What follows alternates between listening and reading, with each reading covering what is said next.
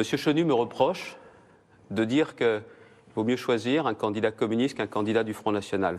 Oui, je l'assume. Mais vous savez, Monsieur Chenu, il vaut mieux être avec les communistes qu'avec les identitaires, l'extrême de l'extrême droite. Que vous êtes allé sous...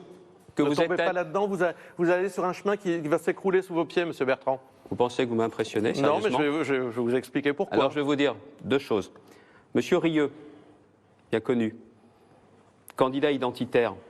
Identitaire, vous savez, c'est bloc identitaire, génération identitaire, qui ont été dissous par le gouvernement. C'est rare d'être dissous, pour incitation à la haine raciale. Le mouvement est dissous. Ses membres, ses fondateurs, ils sont avec Monsieur Chenu. Celle qui s'occupait de ces réseaux sociaux, elle vient justement de toute cette mouvance identitaire. C'est le pire du pire. C'est l'extrême de l'extrême. Ah, ils ne s'en vantent pas, mais elle est là, la réalité. Alors je vais vous dire, oui, les communistes, Katia Pourceau notamment, on s'est battu pour obtenir le lancement des travaux de l'hôpital de Lens. Ce n'est pas avec le Front National, c'est avec une élue communiste. Quand j'ai, avec Alain Bocquet, élu communiste à Saint-Amand-les-Eaux, à nous battre pour obtenir l'installation, l'implantation de Safran dans la région, sur l'industrie, eh bien je l'assume.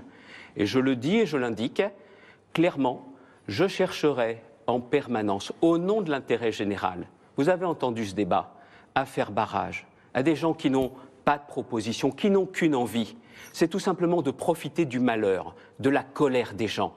Moi, mon rôle, c'est d'apporter des solutions. Je le fais dans les Hauts-de-France. Et je pense aussi que c'est la même logique qui doit l'emporter dans notre pays. Au final, le Front National, c'est quoi? C'est le thermomètre des peurs, des malheurs, des colères. Eh bien, si dans cette région, si les électeurs au premier tour ont décidé de nous placer en tête, c'est peut-être parce qu'ils se rendent compte que sans baguette magique, on se bat pour eux, au nom de l'intérêt général et avec le souci de leur quotidien.